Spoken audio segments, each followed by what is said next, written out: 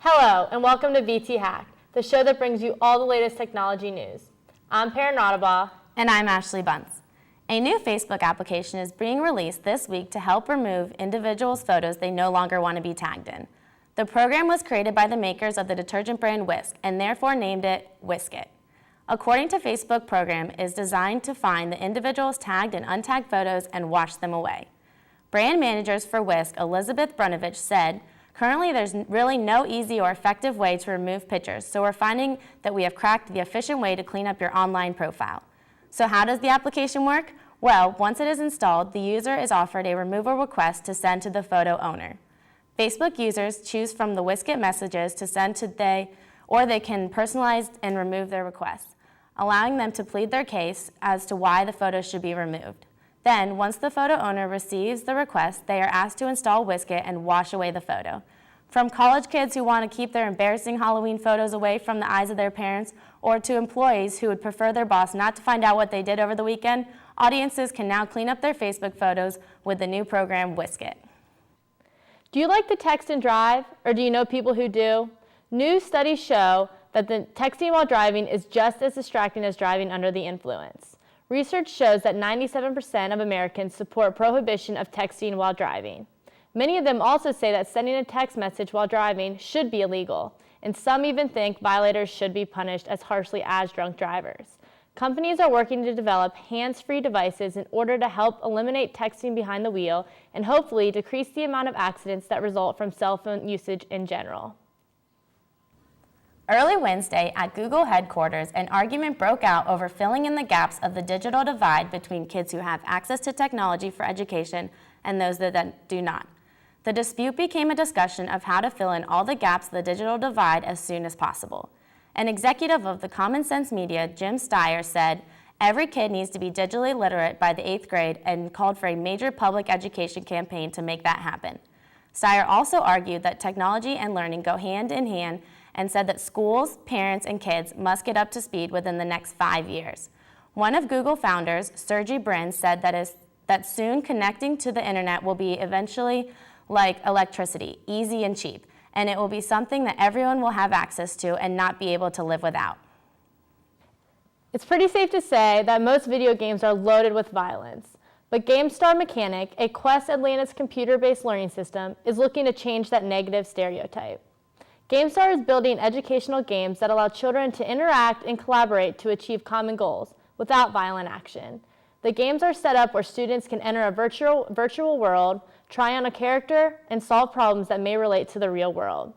The newer games deal with concepts such as math, science, or language, but also add a fun twist to keep children entertained. The video game program is currently under construction, but is hoping to eventually expand to schools all around the nation. And now we'll head over to Aaron and Laura for our how-to segment. This week, we'll teach you how to make your own wine. Now it's time for our VtHacked how-to segment. I'm Aaron Bittler. And I'm Laura Jensen. Today we're going to be walking all you viewers through the process of how to make wine. And you'll find out that it's a lot easier than you would think.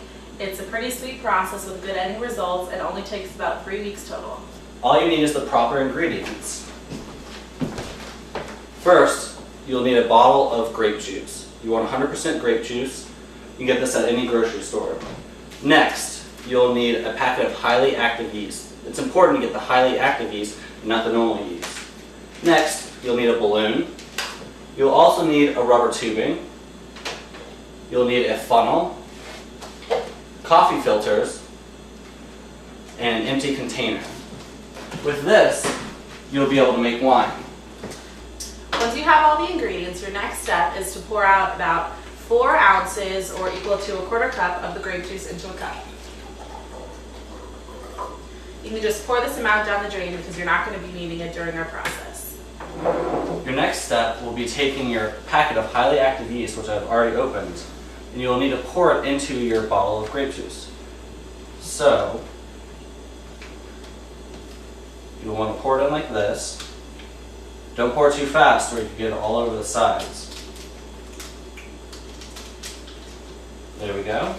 Once you have all the yeast in, your next step is to take your balloon and poke about a needle-sized hole in the top of it. So once you have a hole, you're going to take the balloon and put it around the top of your grape juice container. Thank you, Aaron. There you go. Now you're going to want to take a permanent marker and you're going to put your date of when you start making this wine on here. Now, since we got to wait 3 weeks for this, we have prepared a bottle of wine already that we have not cleaned out for you. Get the balloon off. Oops. So it splatters all over us. Right. And you're going to want to insert your rubber tube in. Now the reason we have this on a box is to keep it elevated because we are going to be siphoning this off into our plastic container.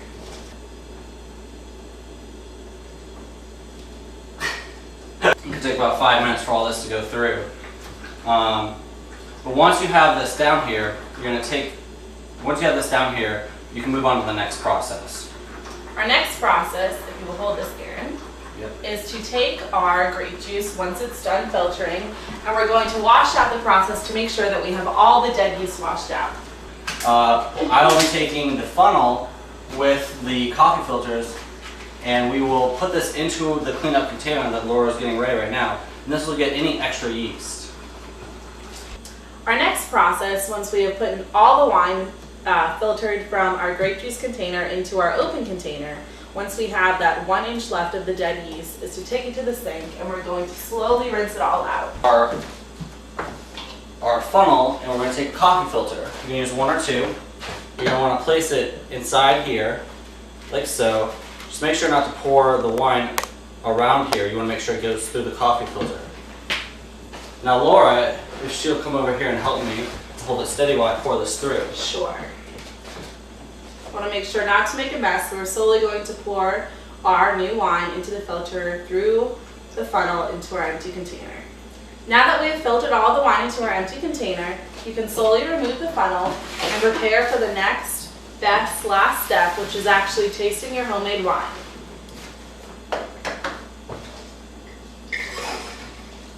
Here you go, Aaron. Thank you, Laura. Appreciate it. So I hope, as you can see, as we showed you today, the making your own wine is a pretty easy process with good results, with the best tasting homemade wine you'll ever have. Cheers to VtHacked. Cheers.